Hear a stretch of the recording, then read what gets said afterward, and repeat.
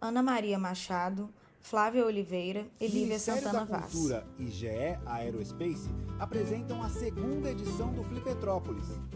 Vai começar mais uma atividade do festival. Compartilhe os melhores momentos na rede social @Flipetrópolis e use a hashtag Flipetrópolis. Acesse nosso site.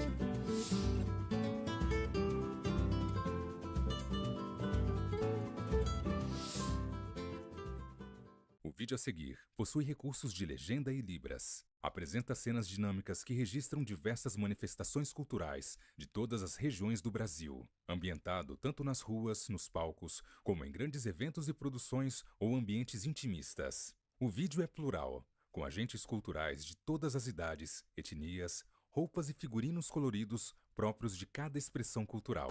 A cultura é um dos mais preciosos instrumentos de democracia. É um canal de expressão plural que permite a convivência de diferentes vozes, histórias e visões de mundo. E por isso a cultura, tal qual a democracia, deve ser defendida e fortalecida. Essa é a função da Lei Rouanet, a principal política pública de incentivo à cultura brasileira. Com ela, perseguimos a missão de assegurar o acesso democrático à produção e à difusão cultural.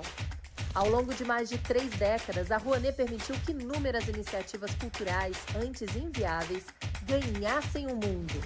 Revelou histórias, preservou tradições e transformou vidas.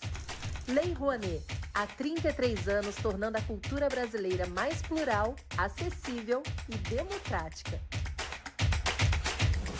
Logos: Lei Rouanet, Ministério da Cultura, Governo do Brasil, do lado do povo brasileiro.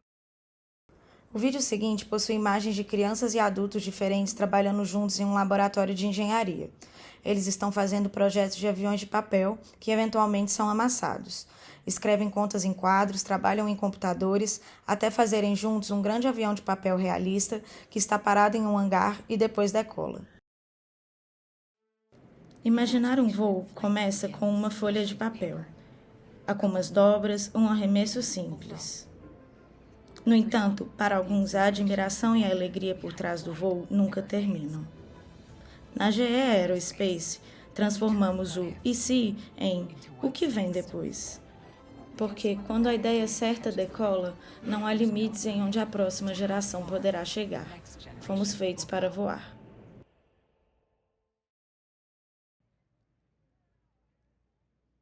A roda de conversa acontece em um palco onde 3 poltronas brancas foram dispostas de maneira centralizada, intercaladas por 2 mesinhas que carregam garrafas de água e livros. O fundo é composto por um grande banner que ocupa toda a extensão do palco em tons de rosa, rosa claro, verde claro, azul claro e lilás. Sobreposto de cima deste banner de maneira centralizada e vertical, há outro grande banner onde centralizado está a logomarca do segundo Flipetrópolis, em tons de branco, verde claro, lilás, rosa e rosa claro. Na esquerda, posicionada na parede, há um telão que passa ao vivo a roda de conversa em questão e os intérpretes de Libras. Da esquerda para a direita, a primeira pessoa sentada é Ana Maria Machado, uma senhora branca de cabelos ondulados grisalhos, cujo comprimento lhe vai até os ombros. Ela traja blusa preta, por cima usa um casaco bege e calça preta. Leva enrolado no pescoço um pano xadrez em tons de vermelho e usa óculos retangulares de aro preto. A segunda pessoa sentada é Flávia Oliveira, uma mulher negra de cabelos cacheados e escuros que lhe estão presos atrás da cabeça em um coque. Ela traja terno branco e por baixo usa uma blusa branca. Leva no pescoço o crachá dos participantes do evento. A terceira e última pessoa sentada é Lívia Santana Vaz, uma mulher negra que possui os cabelos envoltos em pequenas trancinhas longas de tom castanho escuro. Ela traja vestido longo branco e por cima usa uma camiseta aberta de tom bege, ornada na gola e nas mangas com estampa africana em tons de marrom, bege e branco. Leva no pescoço o crachá dos participantes do evento e usa óculos redondos de aro preto. Ao longo do vídeo, a plateia é filmada e está cheia. No canto inferior direito do vídeo em questão estão do início ao fim os intérpretes de Libras. Estes intercalam ao longo do vídeo entre diferentes mulheres e homens que trajam blusa preta. Eles traduzem simultaneamente tudo o que é falado. Traduzida mundo afora, reconhecida com tantos prêmios, ex-presidente da Academia de Letras, da Academia Brasileira de Letras, essa hora que vocês batem muitas palmas, porque isso não é qualquer coisa. Isso não é qualquer coisa. Não é qualquer coisa. num país tão machista, sexista e patriarcal como o nosso. Isso não é qualquer coisa, não é, Ana Maria? E é uma referência formadora de leitores e leitoras de todas as idades. Então, eu queria começar perguntando, a partir da sua experiência como escritora e como mulher que ocupou esse mais alto posto de um lugar ainda tão restrito a homens e a homens brancos, principalmente, nós temos agora a primeira mulher negra empossada, recém-empossada, que é Ana Maria Gonçalves, né? A primeira mulher negra empossada na Academia Brasileira de Letras. Duas Anas Maria. E eu tenho dito que nós ficamos entre o orgulho e a vergonha de a primeira mulher negra, né? Então, com essa experiência, eu queria saber, Ana, que você contasse um pouquinho para a gente aqui, como é que você percebe a presença / ausência das mulheres na construção da história da literatura? É uma pergunta, por um lado, vaga, Sim. e ao mesmo tempo muito direta, muito pontual, né? Quer dizer, a gente esteve sempre muito presente e muito ausente, né? Muito apagada, mas aparecendo mais, tendo uma presença no momento muito mais forte. Eu acho impressionante a força de mulheres escrevendo no Brasil hoje. Toda semana a gente pega, tem um livro novo, tem um não sei o quê, tem chegando, a gente não consegue acompanhar.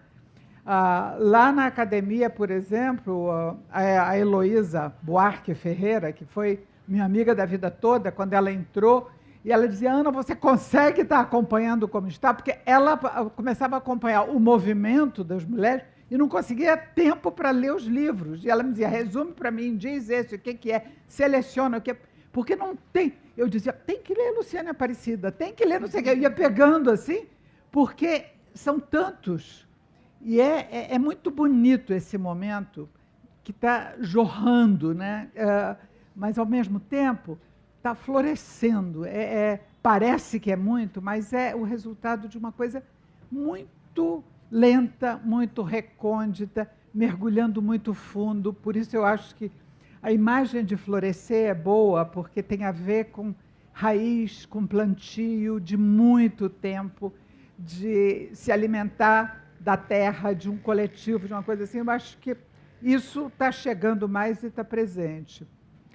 Mas, na hora que você pergunta, também me fez pensar uma outra coisa que não tem a ver diretamente, mas o fato de nós sermos jornalistas também, que tem aí, eu devo dizer que eu, olhando a minha experiência pessoal, eu acho que eu senti muito mais preconceito e muito mais dificuldade no jornalismo do que na literatura.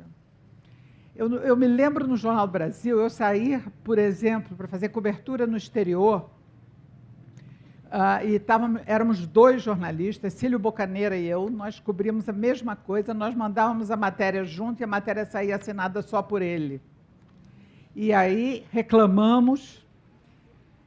Naquele tempo, tinha assim, nos telefones americanos, tinha uma bolinha que ficava atrás, que a gente tirava, ouvia quando o outro estava conversando. Então, ele ligava, falava com o chefe de redação, reclamava. É a terceira vez que eu mando uma matéria, minha e da Ana, assinada pelos dois, uma cobertura, não sei o que, e só sai meu nome.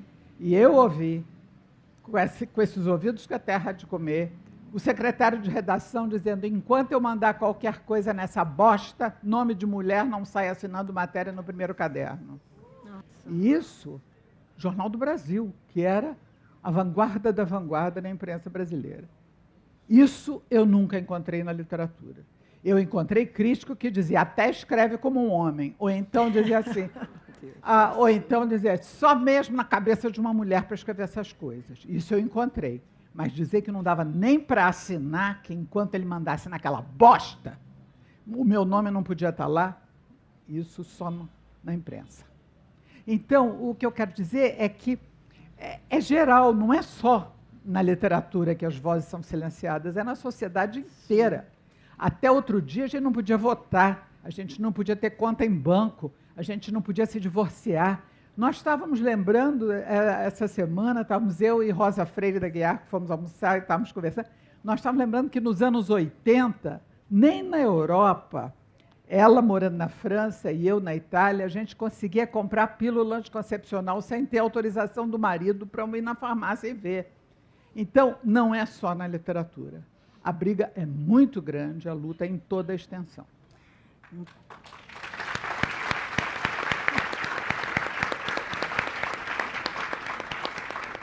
Muito importante, Ana, você falar isso, porque realmente é em toda a sociedade, né? Então, no jornalismo, na literatura, no sistema de justiça nem se fala. Nós estamos hoje com o Supremo Tribunal Federal com apenas uma mulher, né? A Carmen Lúcia, que estará aqui com a gente também. Se já não chegou, mas estará com a gente aqui também.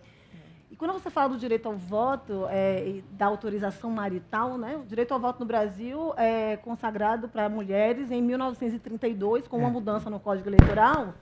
E essas mulheres, para poderem votar, precisavam ser casadas, ou seja, ali o aval dos homens para estarem exercendo o direito ao voto. E se fossem viúvas, teriam que ter uma renda mínima, né? Pois é. Então, é muito importante quando você menciona essa questão do jornalismo também. Eu brinco, Flávia, e aí já puxar o gancho para você, brinco, mas é uma brincadeira muito séria, que o meu pai me orientou, e falo mesmo de orientação, a não ser jornalista. Eu disse a ele, talvez no primeiro ímpeto, né, quando ele me perguntou qual era a carreira que eu queria seguir, ele disse jornalista. E naquela época ele me perguntou assim, mas você já viu jornalista negra na televisão? E aquilo me fez, né, foi um banho de água fria, me fez pensar se realmente era um espaço. E a gente estava falando de Salvador, Bahia, né? Então, Flávia Oliveira, uma das principais jornalistas do Brasil, a do meu coração, minha irmã querida, comentarista respeitada, uma analista aguda das desigualdades do nosso país, com uma capacidade de traduzir o país e suas contradições com afeto. Mas eu sei, Flávia, e me vejo muito nesse lugar, já chorei muito te ouvindo na televisão, um lugar das dores, porque você narra ali também as suas dores. E há determinados momentos em que eu penso, se Flávia não estivesse ali, esse aspecto não seria mencionado, a questão racial não seria mencionada, a questão das meninas, mulheres, jovens, negras, não seria colocada em pauta. Eu queria que você contasse um pouco dessa experiência, de como é narrar também a sua própria história, quando você está nesse lugar, tão raro ainda para mulheres negras. Obrigada, Lívia, pela pergunta. E acho que não... Está sem som? Não estou me entendendo aqui. Ai, que bom. 1 grau. Oi, gente. Boa noite, Ana. Boa noite, Lívia. Boa noite, todas e todos. É uma alegria estar de novo aqui na Flipetrópolis, nessa segunda edição, e uma edição que homenageia Antônio Torres e que vai reverenciar minha referência, Sueli Carneiro, com o prêmio Juca Pato. Nossa! É realmente incrível. É uma noite muito especial. Eu ouvi Ana Maria, você dizer, a gente não podia votar, a gente não podia, não tinha autonomia. Até bem pouco tempo, a gente não podia ser ministra do Supremo Tribunal Federal. E, mulher preta ainda não pode. Né? Não temos. Já passamos por, pelo menos, 3 janelas nos últimos anos e não aconteceu. Então, há uma interdição de gênero, mas há uma interdição de raça e de classe. Na segunda-feira, Lívia, eu estive no Tribunal Superior Eleitoral, num evento para refletir sobre democracia, e falava de 3 dimensões.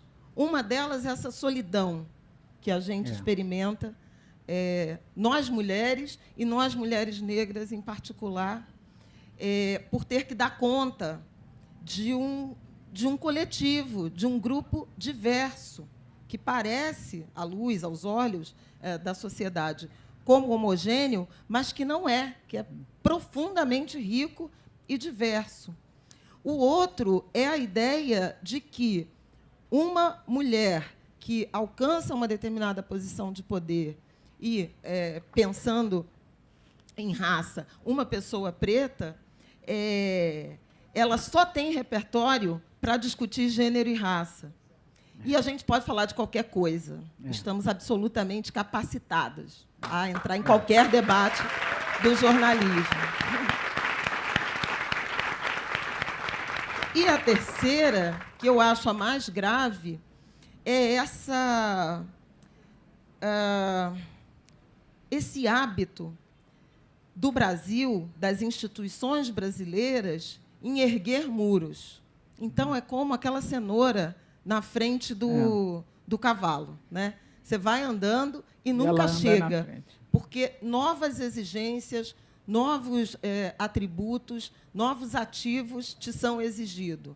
Então, é a escolaridade, então, é a travessia, né? É o território, então, é a língua estrangeira, então, é a frequência em determinados lugares. E o ativo mais recente que nos tem sido exigido é o da lealdade. Mas lealdade a quê? Ou a quem? Lealdade às nossas ideias, ao nosso grupo, aos clamores da sociedade? Não, uma lealdade personalíssima a líderes políticos.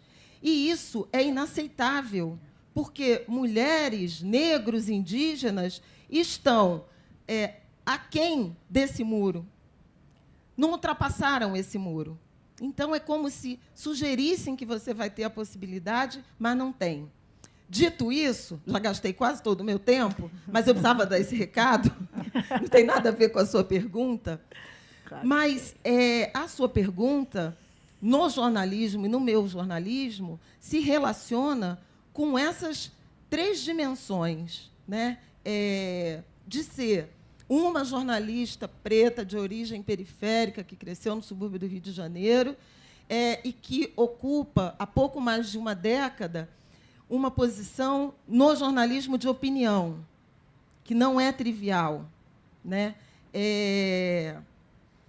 E a tua pergunta me remeteu, quando você falou do seu pai dizendo não faça jornalismo, o primeiro artigo que eu escrevi no jornal O Globo, e, portanto, a minha estreia em opinião, e lá se vão 20 anos, não era quando eu assumi já as colunas, ele tinha um título que era Não Seguir Moisés. Moisés, nome de profeta, era um professor de matemática, um meu vizinho, que, por cuidado, amor, afeto, e sem a menor noção, dimensão do racismo ali contido, me chamou para dizer, não faz jornalismo, não. Faz administração, ciências contábeis, você arruma um emprego como secretária. Jornalismo é para moças ricas e bonitas.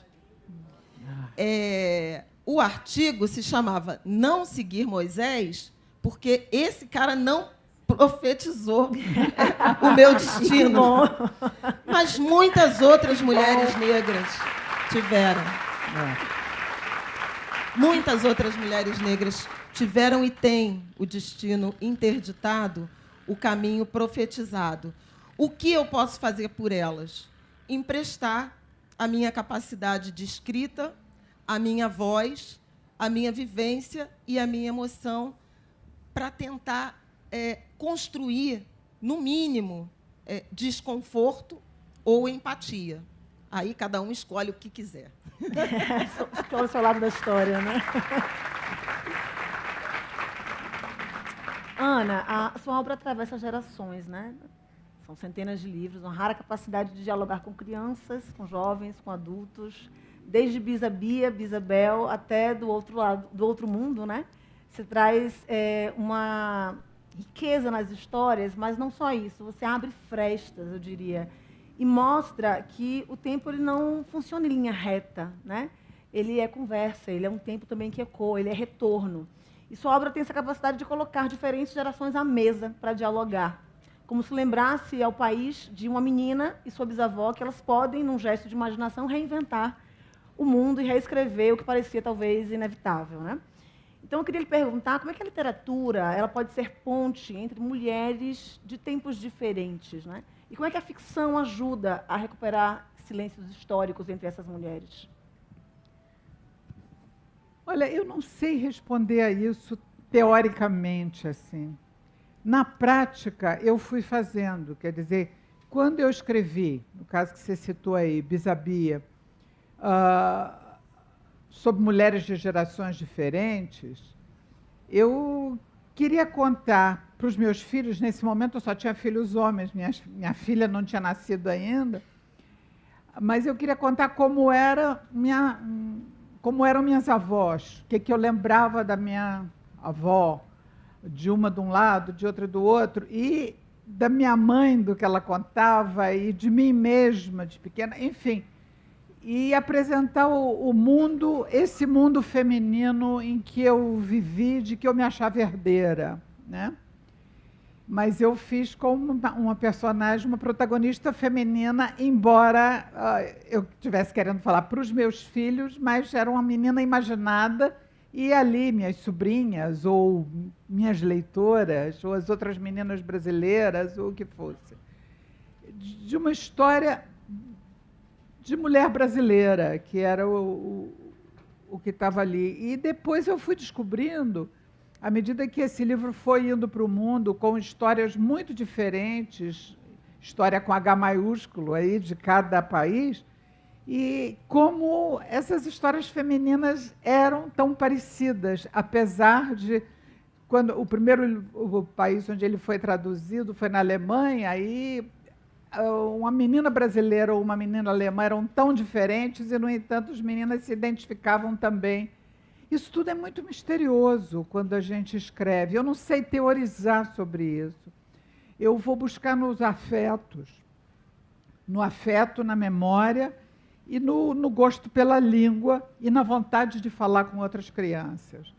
Eu escrevo muito para determinadas crianças, assim que eu penso. Eu venho de uma família grande, eu estava hoje, uma família grande capixaba, então eu hoje estava ouvindo aí toda a história do Congo que ele contava, eu sei cantar vários pontos do Congo, a gente já falou nisso, né? Já conversamos isso. E eu sempre convivi muito em Manguinhos, que é uma praia do Espírito Santo, com os pescadores, os filhos de pescadores, as mulheres de pescadores, ouvindo as histórias delas enquanto limpavam peixe, salgavam peixe, porque não tinha, quando eu era criança, não tinha frigorífico, lá não tinha nada, se pescava muita manjuba, ficava todo mundo a noite inteira escamando peixe, cortando, limpando para salgar, que era para poder ter comida para durar o ano inteiro sem estragar aquilo tudo. Então, essa mistura, e que a gente ia com experiências diferentes. Eu vinha da cidade, no Rio de Janeiro, e passava sempre 3 meses de férias lá, e ia aprendendo essas histórias, aprendendo a cantar essas músicas, aprendendo essas coisas. Eu acho que tem uma contribuição de experiências que são diferentes da minha, que eu faço muita questão de retratar. Quer dizer, um livro como Do Outro Lado Tem Segredos, por exemplo, que eu faço que o menino filho de pescador fica olhando o mar e imaginando quais são os segredos que tem do outro lado desse mar, e ele começa a perguntar e vai descobrindo que tem a Angola, tem a história que vem, tem tudo isso. Quer dizer, mas isso são histórias que eu ouvi também em criança lá. Quer dizer, eu ouvi de Dona Esméria, eu ouvi de Dona Erundina, que eram as contadeiras de história do lugar, debaixo do quitungo, das palhoças que estavam lá. Isso, para mim, era uma realidade de uma memória misturada com a memória da menina do Rio de Janeiro que ia para lá e que morava em Ipanema também. Eu acho que o Brasil é um pouco tudo isso. E como eu gostava de ouvir, gosto de ouvir até hoje, e acho que eu fui fazer jornalismo porque eu gostava de ouvir, hoje eu estava vendo aqui os jornalistas falando, eu fiquei tão feliz de dizerem isso, porque eu me sinto muito próximo do Jamil, da Ana, quando eles falam isso, de ouvir. Quer dizer, da Miriam, que está sempre ouvindo todo mundo. Eu acho que isso é que informa o meu livro quando eu escrevo os meus livros, as minhas histórias, para qualquer idade. Eu vou buscar na minha memória, nas coisas que eu ouvi, pessoas com quem eu converso, e coisas que eu li também, às vezes eu ouvi lendo, né? Quer dizer, não ouvi dito, não ouvi oralmente, mas ouvi lendo. Não sei mais ou menos se eu respondi, mas eu não tenho um caminho para isso, sabe? É uma mistura de memória e com a imaginação do que eu gostaria que fosse melhor.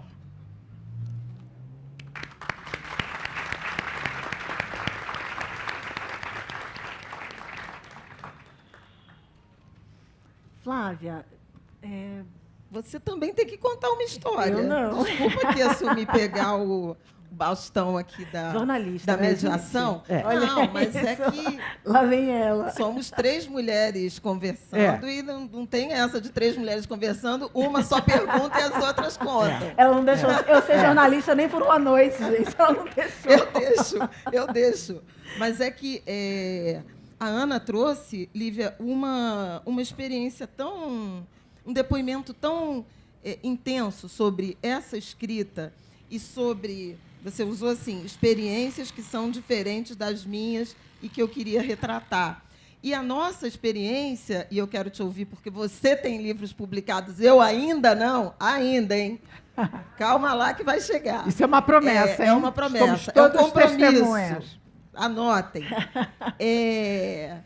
Porque é um anseio de contar essas nossas histórias, esses nossos pontos de vista. Então, é uma experiência diferente, né? Que a Conceição tão lindamente conceituou na ideia da escrevivência, mas a experiência de escrita para mulheres negras, leais ao seu povo, já que lealdade é o ativo, né, em disputa, leais ao seu povo, às suas trajetórias, aos seus saberes, é essa experiência, né, de agarrar a história e se apropriar dela de verdade e contar. Então, eu não poderia deixar... Já dei meu depoimento sobre essa frase, sobre esse comentário da Ana, que eu achei riquíssimo, mas eu acho que a gente merecia te ouvir sobre essa experiência. Tá, vamos lá. Então, Flávia, eu começo... A chave gira. Assim, você falou de lealdade e, de vez em quando, apesar de todo o currículo acadêmico, livros publicados, né? Eu costumo dizer que colocaram a carta de alforria lá atrás como condição de liberdade, mas quando tomavam e rasgavam a carta de alforria não valia mais. E esses critérios de merecimento que nos colocam nesses espaços nos quais nós somos tão raras ainda, eles não valem quando nós alcançamos ele. Então, não basta 2 graduações, pós-graduação, mestrado, doutorado, livros publicados, que eu tenho que ouvir ainda a pergunta quem é meu padrinho, né? A quem eu devo essa lealdade, que você está dizendo aí. E eu lembrei de Xangô, né? Xangô, de Oiá, da nossa ancestralidade. Xangô, que é o orixá da justiça, e por isso trago ele para essa conversa, e Oiá também, porque a chave gira para mim quando eu entendo que eu só iria conseguir escrever nessa perspectiva de mulher negra, não repetindo, não reproduzindo a violência contra o nosso povo, que o direito ainda insiste em reproduzir, a partir de outras referências, e essas referências vêm justamente da orixalidade da justiça.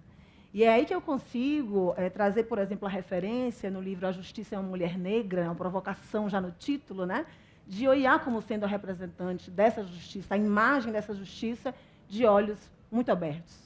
Porque até essa referência para nós do direito é uma referência masculina, embranquecida, né? Quando a gente pensa na justiça como imagem, nos impuseram a imagem de Temis, da mitologia grega, e não uma imagem da nossa própria mitologia, que é tão rica, é única no mundo, a afro-ameríndia, e que a gente acaba sofrendo um apagamento muito intenso por conta do racismo epistêmico mesmo, né? Dessa epistemologia que tem uma narrativa única, uma narrativa de sujeito universal que não nos contempla. Não contempla mulheres, não contempla mulheres negras, muito menos, né? Quando a gente fala nas várias camadas de exclusão que você mencionou aí, mulheres negras, é importante pensar a questão territorial, já que você mencionou os tribunais, né? Quanto mais elevada a instância, mais nós temos homens brancos do sul, do sudeste do país, e eu ainda brinco assim de nomes complicados de se pronunciar. Chamados Luiz. Ontem alguém falou, né? Tem mais Luiz no Supremo do que mulher. Mais Luiz, é Luiz, né? Tem mais Luiz no STJ, inclusive, mais Luiz do que mulher. É isso, é dessa realidade que a gente está falando. E é muito doloroso mesmo. Por isso eu perguntei para você das dores de narrar a sua própria história. Porque quando a gente fura essa bolha e acessa um espaço tão restrito, né, que ainda marginaliza pessoas negras, mulheres negras sobretudo, a gente continua vendo nossa comunidade lá fora. A gente continua testemunhando nossas famílias, inclusive, sofrendo as mesmas violências e opressões. E de que modo que a gente consegue, com essa solidão nesses lugares, promover transformação, promover mudança, sabe? E a gente precisa de todos e todas, tenho que dizer isso. Sozinhas nós não vamos conseguir. Eu parei, olha. Nós precisamos. Eu posso trazer um querida. assunto agora? Claro. Agora, o lado jornalístico, estou um pouco aqui, faço eu a pergunta. Todo mundo mediando.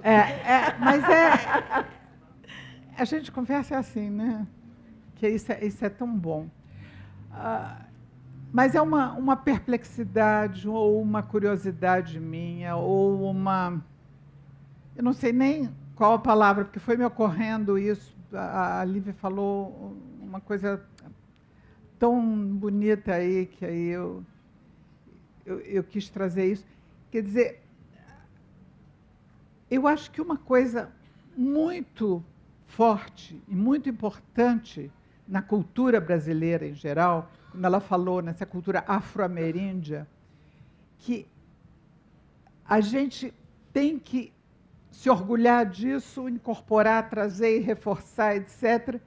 E como fazer isso, para quem não é nem afro, nem ameríndio, para não parecer que está querendo se apropriar do que não é seu, e que não quer se manter à margem também. Eu lembro de uma entrevista do Mandela que eu li há muito tempo, e que depois eu já procurei, porque eu queria citar, quando ele dizia alguma coisa, não está textual, mas eu lembro da ideia, quer dizer que, fora da miscigenação, estamos condenados ao apartheid.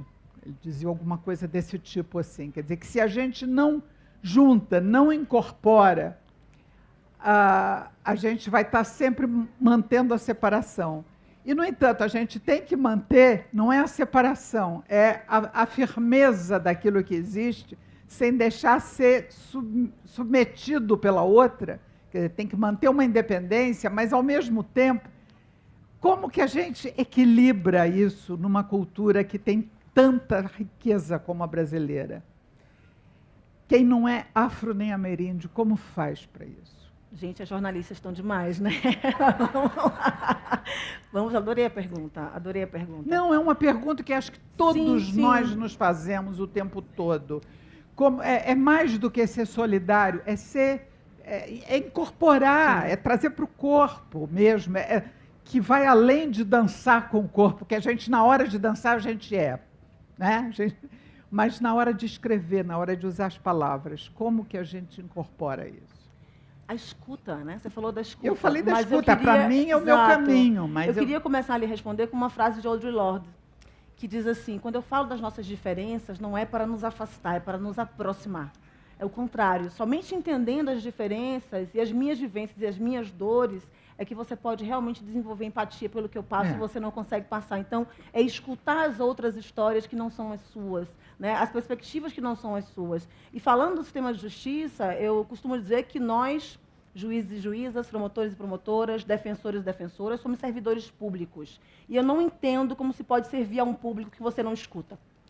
Minimamente. Né? Esse público não está aqui ainda com a gente. Não está. Daqui até as ações afirmativas terem um efeito realmente proporcional, a gente vai precisar de muito tempo, demora muito tempo. Então, eu acho que o primeiro aspecto, eu diria, Ana, é reconhecer. Quando a gente fala em branquitude, a gente não está falando de uma escolha. A pessoa escolheu fazer parte de, né? A própria negritude, a gente não escolhe fazer parte de um sistema que nos oprime. Porém, fazemos parte. Então, reconhecer os privilégios da branquitude é um primeiro passo. Porque quando você se reconhece nesse lugar, fazendo parte desse sistema, você se coloca à disposição para escutar e construir com as pessoas.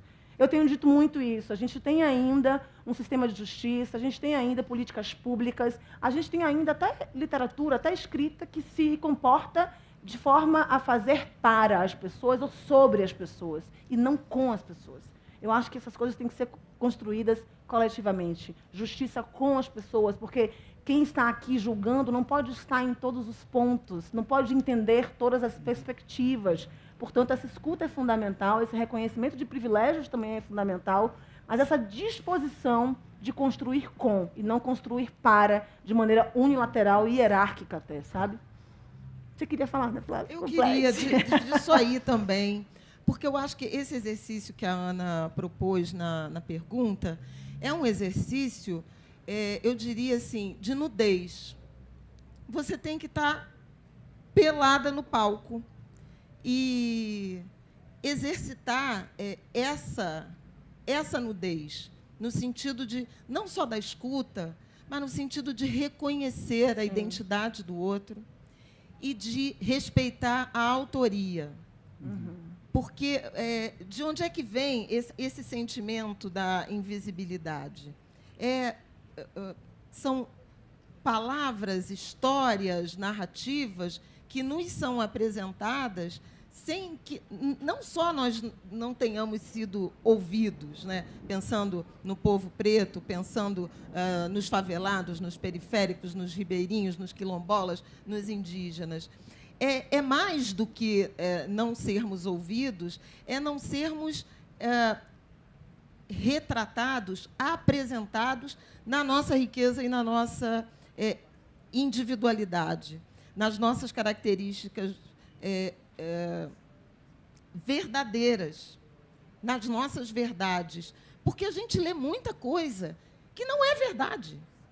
As pessoas são capazes de escrever um livro falando de religião de matriz africana, fetichizando, ridicularizando, demonizando, debochando, folclorizando, sem ter jamais sentado com uma iá, com um babá, com uma iaô, com uma criança de terreiro, com uma criança indígena sobre as suas práticas e entendido. Que visão de mundo é essa que você traz? E isso tem a ver com respeito. De falar isso não agora, é sobre não contar as nossas histórias, não ouvir, não se debruçar, não se interessar por elas, mas é ser respeitoso com elas. Porque a gente aprendeu muito sobre o modo de vida da chamada branquitude. A gente aprendeu tudo, a gente aprendeu português, a gente aprendeu a escrever em português, a se expressar em português, a gente aprendeu a se vestir como os portugueses, a branquitude e a moda impõem, em que pese o fato de nós termos os nossos fios de contas, as nossas indumentárias, a nossa linguagem religiosa. A gente aprendeu tudo sobre vocês, e aí, como vocês, eu estou falando desse sistema, né, colonial, né, que nos forjou por imposição. E nós aprendemos. Qual é o desejo? Saibam de nós, aprendam sobre nós, vivam como nós, né? Fiquem desnudos, como nós, em algum momento, nos desnudamos por imposição, mas generosamente aprendemos. E temos, inclusive, esse gesto, que eu acho que é um gesto muito também pensando como jornalista, a nossa profissão, né, Miriam, é uma profissão que vive da generosidade do outro. A gente não produz a informação que a gente apresenta. A gente depende dessa matéria-prima que nos é entregue de graça e generosamente. Eu acho que está faltando um exercício, né, coletivo, nacional, global, sobre essa experiência da generosidade, de você enxergar o outro, absorver o outro e, a partir daí, falar do outro. Como nós falamos, de nós aí, eu estou falando mulheres pretas, periféricas. A gente sabe o que vocês comem, como se reproduzem, como dormem, que mármore usam. A gente aprendeu isso tudo, gente. Vocês precisam saber de nós. Isso.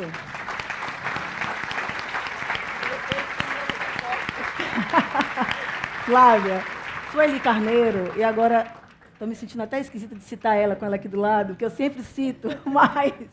Sueli Carneiro, quando fala de epistemicídio, me corrija se eu estiver errada, Sueli, ela fala isso, né, de um dos efeitos do epistemicídio, e quanto saber não tem, eu sempre repito isso, num terreiro de candomblé, gente, numa comunidade quilombola, numa comunidade indígena, que nós desconhecemos, porque nos impuseram um saber único, né, do colonizador.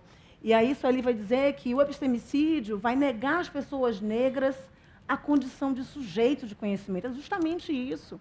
Quando nós estamos narrando sobre as pessoas negras, indígenas, nós estamos narrando de modo a colocá-las como protagonistas da própria história, ou nós estamos usando essas pessoas como objeto de conhecimento, objeto de uma narrativa que não contempla essas pessoas. Então, eu acho que é por esse caminho, como a Flávia falou, é o respeito, né? Não é só a escuta, não é qualquer escuta. Né? É uma escuta que realmente coloca essas pessoas como protagonistas que são das próprias vidas, porque nós estamos cansados e cansadas de pessoas decidindo o nosso destino, né? E não é só como objeto de conhecimento, Sueli, é como objeto de política pública, objeto da legislação, porque nós não estamos representados e representadas, principalmente mulheres negras. 28% da população brasileira são mulheres negras, o maior segmento social. E nós somos 3% apenas da Câmara de Deputados Federais. Deputados federais no masculino mesmo, né?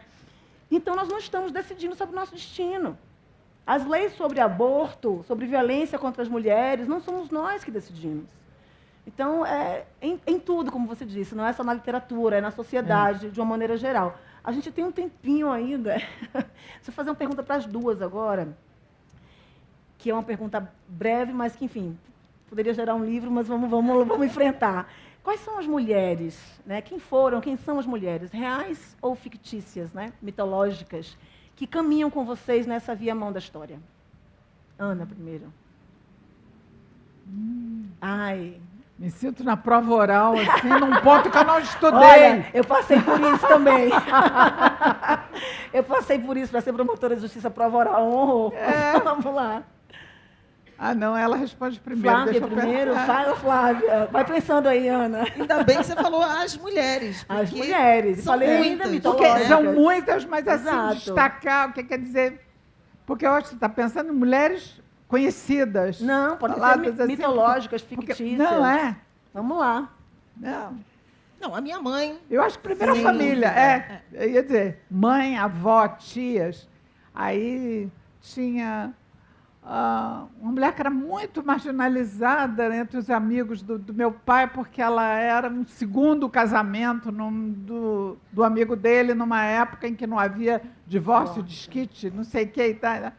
E aí eu adorava ela, eu ia muito à casa dela, ela tocava violão, e ela tomava banho de porta aberta, os filhos entraram e saíam do banheiro, chamava Ieda. Eu era fascinada por essa mulher, e era uma mulher absolutamente libertária. Ela era casada com um jornalista. Não sei nem qual era o sobrenome, eu era pequena, mas era uma coisa assim. Estou dizendo, isso foi uma memória linda que essa sua pergunta Olha me trouxe. Assim. Fala um pouco das suas, eu vou falando da minha, mas... Todo mundo ficou curioso para conhecer Ieda agora, gente. Eu fiquei. Que lindo. Eu não posso começar a falar de mulheres sem falar da minha mãe, né? Que é, de fato, a figura central na minha vida, né? A figura que me fez ser quem eu sou. Inclusive, foi a pessoa que, sem entender nada, quando um dia eu escolhi ser jornalista, não me interditou, né? Pelo contrário, eu não passei no primeiro vestibular e ela me deu mais um ano de oportunidade para estudar sem entrar no mercado de trabalho, uma vez que eu já tinha feito 18 anos, para tentar uma faculdade. Projetou em mim sonhos e frustrações que foram delas, né? Tem delícias e tem dores. Mas, sem dúvida alguma, eu sou produto dessa mulher que acreditou profundamente na educação, que exigiu, né, formação, nota, frequência, tudo. Com chinela, com correia, com palmadas, com xingamentos, não era... Tem coisa que não dá nem para contar, né? Não dá nem para contar, não tinha lei da palmada, né? Pois. Mas tem outras mulheres Mãe Beata e mãe Beata de Iemanjá, mãe Estela de Oxóssi. Duas Yalorixás que eu encontrei nos últimos 10 anos e que me ensinaram tanto. Sueli Carneiro, Conceição Evaristo, Jurema Werneck. Ó meu time! No jornalismo, Miriam Leitão. Miriam Leitão foi uma mulher que me deu a mão, que pegou no colo, que me enxergou para o jornalismo. Então, são muitas. Eu sou produto de muitas mulheres. Mas a grande guia na minha vida é meu orixá Iemanjá. Eu sou uma mulher de Iemanjá. Já começo a chorar.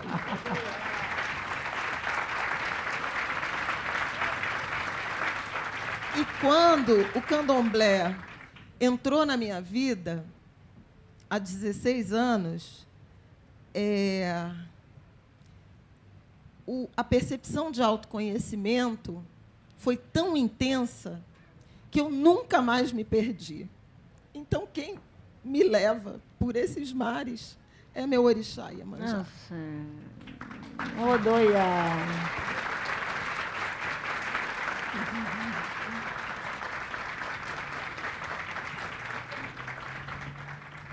Quer contar um pouquinho mais de Eda ou de alguma outra mulher, Ana? Não, eu queria Pessoal, falar tá das ali, minhas ó. professoras. As minhas professoras foram muito importantes para mim. Eu tive sorte de ter professoras ótimas. Tive uma professora de português no ginásio antigo, Dona Laís, que era ótima. Tive ótimas professoras depois, no chamado científico que eu fiz.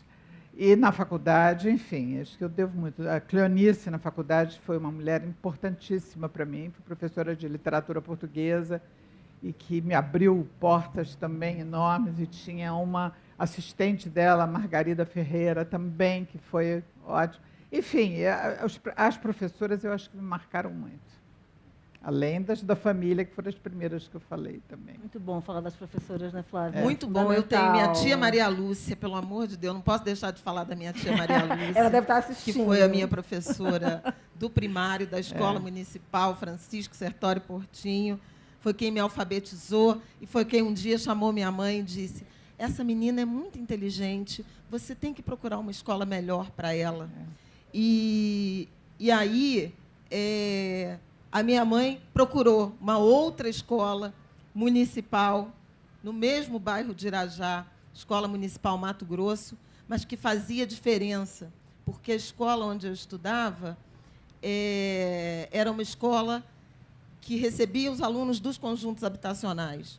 E a Escola Mato Grosso ela ficava na região das casas, mais classe média, tinham alunos sem defasagem em série-idade. Hoje, anos atrás, quando eu reencontrei uma foto da minha turma, eu entendi um pouco, porque eu tinha 7 anos e estava na 2ª série ou na 3ª série, enfim. E tinha uns meninos de 15, 16.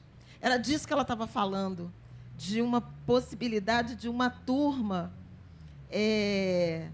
sem essa defasagem, que não atrasasse uma aluna na qual ela enxergava potencial. Eu sou muito grata à tia Maria Lúcia, porque foi mensagem, né? Mas a minha mãe que recebeu, Dona Ana. Muito bom. Gente, a nossa mesa acabou. Oh. E você, suas mulheres. Faltou mulheres, dizer. 30 segundos. Eu vou fazer o seguinte, ao invés de falar sobre minhas mulheres, que são muitas, que não tem 2 ali, 2 meninas ali, eu queria só deixar um recado final e cantar um pedacinho, porque você que me instigou. Eu não ia fazer isso, não, mas foi... Afonso tinha me cobrado isso. Faz Afonso a Lívia cobrou? cantar. Cadê o Afonso? Mas eu queria dizer assim, que nunca mais a história do Brasil seja contada sem nós. Sem as nossas vozes, nossa escrita, nossas vivências, nosso afeto. Nunca mais, nunca mais. Mas você me instigou a cantar para Iemanjá. Não posso sair daqui depois desse relato seu sem isso, né? Vocês me ajudam, gente, para a gente encerrar? Vamos lá. Enigene lelodô, Iemanjá, cota pelede, e a oromio, enigene lelodo, Iemanjao, a cota pelede, e a oromio, enigene